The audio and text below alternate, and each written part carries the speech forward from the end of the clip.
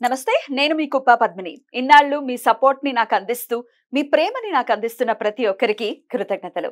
ఇప్పుడు చూడబోతున్న ఈ వీడియో కూడా ఖచ్చితంగా మీకు ఉపయోగపడుతుంది. లైక్, షేర్ అండ్ సబ్స్క్రైబ్ చేసి మీ ఇష్టాన్ని అలాగే మీ సపోర్ట్ ని నాకు అందించండి. అలాగే ఈ వీడియో పట్ల మీ అభిప్రాయాన్ని కమెంట్ సెక్షన్ లో కమెంట్ చేసి నాకు తెలియజేయండి. నమస్తే. నమస్తే, వెల్కమ్ టు అవర్ ఛానల్. నేను పద్మిని. ప్రస్తుతంతో పాటు ప్రముఖ ఆధ్యాత్మికవేత్త, నారీసేన ఫౌండర్, దత్త ఉపాసకురాలు శ్రీమతి లతా దత్త గారు మనతో పాటు ఉన్నారు. మాట్లాడదాం. నమస్తే అక్క.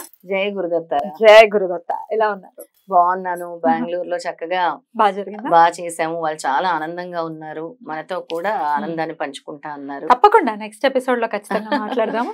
ఇప్పుడు చాలా చాలా విశేషవంతమైనటువంటి రోజు గురించి ఖచ్చితంగా మాట్లాడుకోవాలి. అదే మహా వైశాఖిగా పిలువబడేటటువంటి పౌర్ణిమ, వైశాఖ పౌర్ణిమ వచ్చేస్తోంది.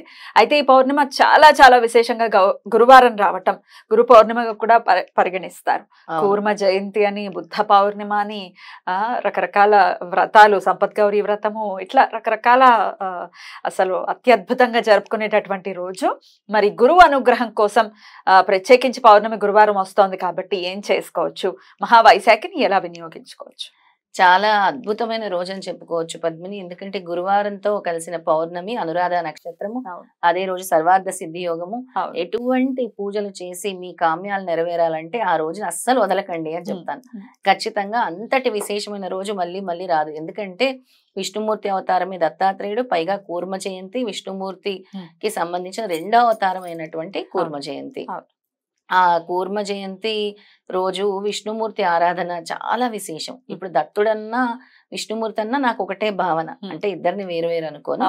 అలాగా పతి పత్ని ఇద్దరిని, లక్ష్మీదేవిని విష్ణుమూర్తిని ఇద్దరిని కూడా ఆ రోజు కొలుచుకోవాలి. వీలైన వాళ్ళందరూ కూడా సత్యనారాయణ స్వామి వ్రతం చేసుకుంటే చాలా మంచిది. ఇక ఏమీ చేయలేము అనుకున్న వాళ్ళు తులసి దళం తీసుకొని తులసి దళంతో దత్తాత్రేయ స్వామి వారి అష్టోత్తరం చేసుకుంటే చాలా మంచిది. ఎలా? తులసి దళంతో అష్టోత్తరం చదువుకుంటే, లేదంటే నేను దత్తాత్రేయ స్వామి షోడశ నామాలు చెప్తాను. ఇప్పుడు 16 నామాలు, ఆ నామాలతో చక్కగా అర్చన చేసుకోండి స్వామికి. ఎందుకంటే గురుగ్రహానికి సంబంధించి ఎవరికైతే గురుగ్రహ దోషాలు ఉన్నాయో ఆ రోజు చక్కగా వినియోగించుకోండి అని చెప్తాను. ఈ షోడశ నామాలతో తులసి దళంతో పూజించండి. అలాగే వీలైతే పంచామృతాలతో అభిషేకం చేసుకోండి లక్ష్మీ అమ్మవారిని, అలాగే విష్ణుమూర్తిని. చిన్న ప్రతిమలు ఉంటాయి కదా, ఏమీ లేకపోతే ఒక కాయిన్ అయినా విష్ణు స్వరూపంగా అనుకోండి. లక్ష్మీదేవి ప్రతి ఒక్కరి ఇంట్లో ఉంటుంది, విష్ణుమూర్తి లేదు అని అనుకుంటే ఒక కాయిన్ అయినా విష్ణుమూర్తి స్వరూపంలో అనుకొని చక్కగా పంచామృత అభిషేకాలు చేసి మళ్ళీ శుద్ధోదక స్నానం చేసి గంధం సమర్పించి ఉసిరిక దీపాలు మర్చిపోకండి. ఖచ్చితంగా ఉసిరికాయ దీపాలు గనక మీరిస్తే ఆయనకి బంగారం ఇచ్చినంత సమానము. వైశాఖ మాసంలో ప్రత్యేకంగా ఆయనకి ఎటువంటి పూజ చేసినా కూడా ఆయన చాలా ప్రీతి చెందుతారు. అలాంటి ఇష్టమైన తిథులు ఏమైనా ఉన్నాయంటే ఆయనకి పౌర్ణమి, ఏకాదశి ఇలాంటి తిథులు చాలా ప్రీతి విష్ణుమూర్తికి.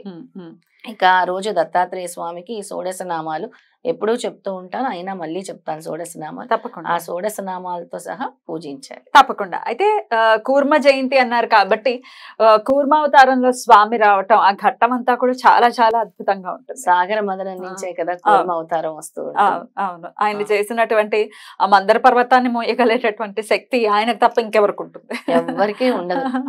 అందుకే విష్ణుమూర్తి ఇన్ని అవతారాలు, మరి ఇన్ని అవతారాలు కూడా అందరిని ఉద్ధరించడానికే, స్థితి చేయడానికి. అవును, అంతే.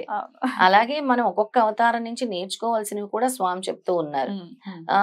ఎక్కడ నేను అంటే మామూలుగా దత్తస్వామి గురించి అన్ని చదువుతూ ఉంటే మన శ్రీవల్లభ చరిత్రలోనే అయితే ఒక గురువు లాంటి వారు, గురువు కాదు కానీ ఆయన కూడా స్వామిని ఉపాసిస్తూ శ్రీవల్లభ స్వామిని కలుస్తారన్నప్పుడు, కలిసినప్పుడు ఆయన ఏదో ఆయనలో అనుకుంటాడనమాట, ఏమని, విష్ణుమూర్తి మత్స్యావతారం కూడా ఎత్తారా అలా అంటే, ఆయన ఏదో చేపల గురించి ఏదో వస్తే వెంటనే శ్రీపాదుడికి తెలియకుండా ఉంటుందా, ఇంకా ఆయనలో నుంచే చేపల వాసన రావడం మొదలవుతుంది. ఎవరైతే అన్నాడో అతనిలో నుంచే చేపల వాసన రావటం మొదలయ్యి ఇక దాని గురించి చాలా వివరంగా చెప్తారు శ్రీపాద స్వామి. నీ ఒంట్లో నీకు చేపలు వెళ్తున్నట్టుందా, అనిపిస్తుందా, ఈ ఒక్కొక్క అవతారానికి అర్థం ఇది అని స్వామి చెప్పటం జరుగుతుంది అనమాట.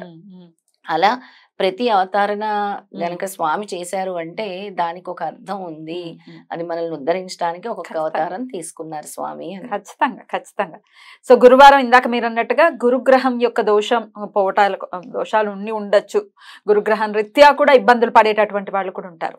మరి వాటి నుంచి వాటిని అధిగమించడం కోసం స్వామిని పూజించడం కూడా ఖచ్చితంగా చేస్తారు. అవును, ఆ రోజు విశేషంగా ఏం చేయాలంటే నీళ్ళ కుండను ఎవరైతే దానం ఇస్తారో చాలా మంచిది. నీళ్ళ కుండ చలివేంద్రాలు పెడతారు కదా, పెట్టలేని వాళ్ళు ఎవరికైనా అనాథులు లేదంటే అవసరం ఉండే వాళ్ళకి నీళ్ళ కుండల్ని దానం ఇవ్వచ్చు. నీళ్ళతో నింపి నిండుగా వాళ్ళకి ఎటువంటివి ఉన్నా కూడా ఆ రోజు ఆ నీళ్ళ కుండ దానం వల్ల అన్ని సమస్యలు కూడా తొలగిపోతాయి. కర్మలు అనొచ్చు, ప్రారంధ కర్మలు అని కూడా అనొచ్చు.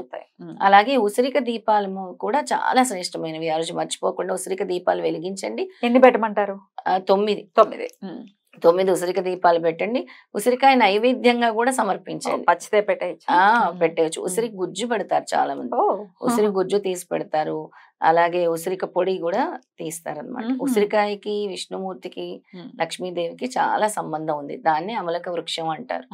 ఎవరైతే ఉసిరిక చెట్టు కనుక మీ ఇంట్లో ఉంటే ఆ రోజు పెట్టిన దీపానికి కూడా విశేషమైన ఫలితం ఉంటుంది అనమాట. అద్భుతం.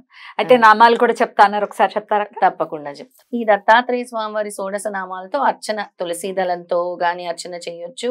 అలాగే మా దగ్గర తులసి దళం లేదు అంటే మొరమంతో కూడా చేయొచ్చు. దాంతో కూడా చేసుకోవచ్చు. ఓం ద్రాం శ్రీ యోగిరాజాయ నమః. ఓం ద్రాం శ్రీ అత్రివరదాయ నమః. ఓం ద్రాం శ్రీ దత్తాత్రేయాయ నమః. ఓం ద్రాం శ్రీ కాలాగ్ని సమనాయ నమః. ఓం ద్రాం శ్రీ యోగిజనవల్లభాయ నమః. ఓం ద్రాం శ్రీ లీలా విశ్వాంబరాయ నమః. ఓం ద్రాం శ్రీ సిద్ధరాజాయ నమః. ఓం ద్రాం శ్రీ జ్ఞానసాగరాయ నమః. ఓం ద్రాం శ్రీ విశ్వాంబరవధూతాయ నమః. ఓం ద్రాం శ్రీ మాయాయుక్తవధూతాయ నమః. ఓం ద్రాం శ్రీ మాయాయుక్తవధూతాయ నమః. ఓం ద్రాం శ్రీ ఆదిగురవే నమః. ఓం ద్రాం శ్రీ శివరూపాయ నమః. ఓం ద్రాం శ్రీ దేవదేవాయ నమః. ఓం ద్రాం శ్రీ దిగంబరాయ నమః. ఓం ద్రాం శ్రీ కృష్ణశ్యామ కమల నయనాయ నమః. హరి ఓం. షోడశ నామాలు 12 సార్లు. ఒకవేళ ఈ షోడశ నామాలు 12 సార్లు అంటే 12 టైమ్స్, ఈ సెట్ ని 12 టైమ్స్ చదివితే ఇంకా మంచిది.